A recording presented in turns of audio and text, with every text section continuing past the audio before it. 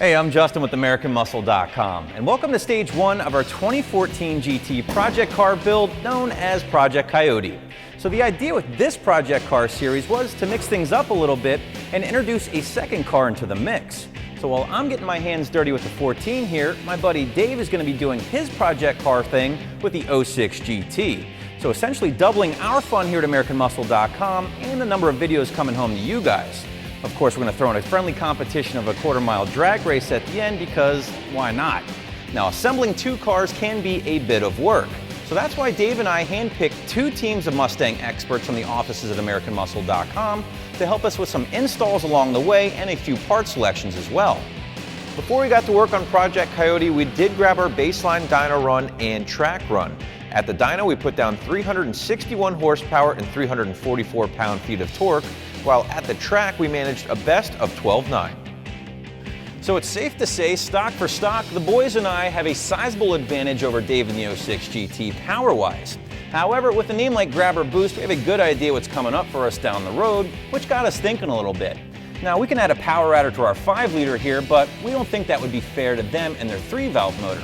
So we figured we exploit the capabilities of our Coyote motor here, hence the name Project Coyote, and battle their boost with some all-motor 4-valve power. With the basic plans laid out, my team and I are going to get to work installing some of the performance and appearance basics just to get the ball rolling a little bit before we really start getting into the fun stuff. Mike and Laz are under the hood putting the finishing touches on a BBK throttle body and an Airaid cold air intake combo. All right, guys, looks great under the hood. Tell me a little bit more about the combo and what we got going on.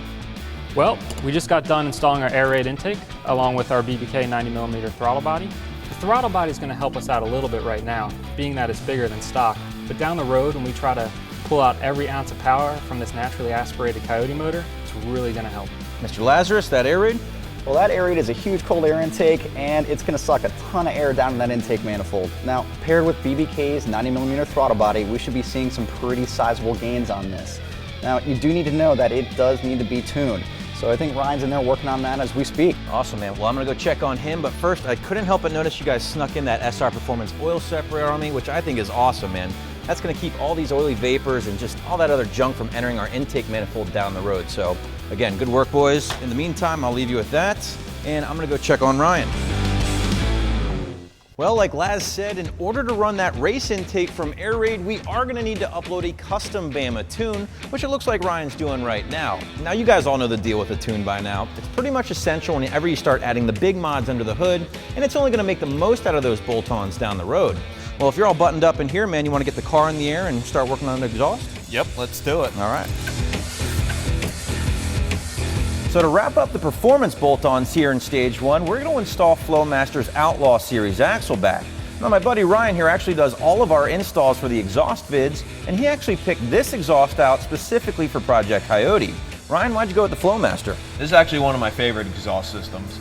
The straight-through design allows for greater airflow while making the car sound angry. Hell yeah, man. With the stage one performance stuff out of the way, it's time to give our 14 a much-needed facelift before we head down to the track. MMD has also supplied a ton of cool parts for stage one here. In fact, Mike and I are just finishing up with this Ducktail spoiler, which is actually a new addition to the MMD lineup. Now, Mike, you're a big fan of this spoiler, aren't you? Absolutely, it's a great spoiler. MMD took a really subtle approach to the Ducktail design, which really pays tribute to the late 60s iconic Shelby cars. Moving on, it looks like Laz is putting the finishing touches on a set of louvers here. What you got, buddy? Well, Justin, these are going to be the classic window louvers by MMD. They're a really cool retro throwback style part that's going to work nicely with our pre-painted side scoops and some of the other vinyl that we had Steve putting on here. Ryan, what you got over here, man? I'm installing a set of MMD's retro style mirrors. We felt that the stock mirrors didn't match the body lines of the car very well. Plus, we also wanted it to match the new black roof decal and also the other black vinyl that we're putting on the car.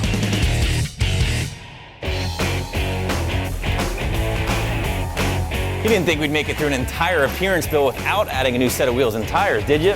The boys and I were unanimous on this one. We went the 2013 GT 500 style wheels in charcoal, along with some nice sticky rubber from Sumitomo. So my team and I pretty much rocked stage one. I mean, our car's looking great, all of our bolt-ons are installed. I think it's time to get it strapped to the dyno one more time and see if we've improved over our baseline numbers.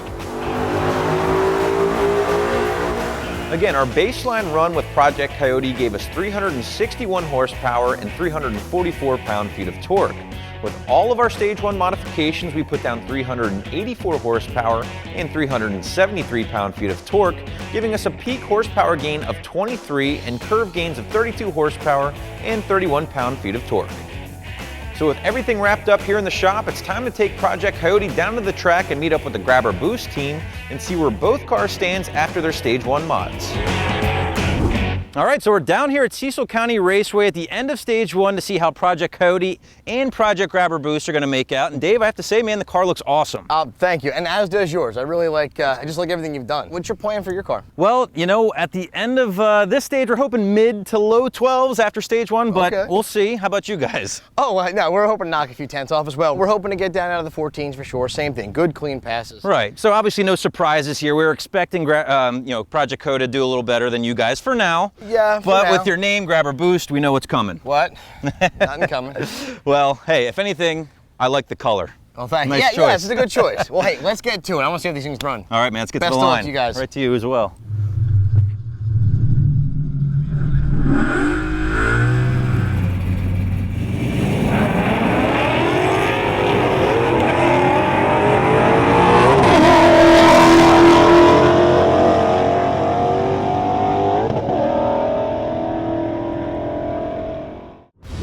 Hey, we finished our runs here tonight, got some real good track time in. The 06 Project Grabber Boost, we started out of the 14.0 and tonight knocked off a full half second and got us a 13.5. Hey, and you guys did pretty well tonight too? We did, Dave. Not quite as good as you guys. We started out as a 12.9 bone stock with our 14, respectable for a stock car.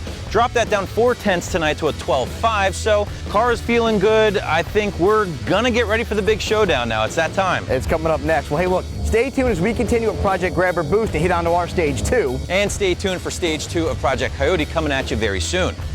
Shall we head out? Shop time it is. All Let's right. get out of here.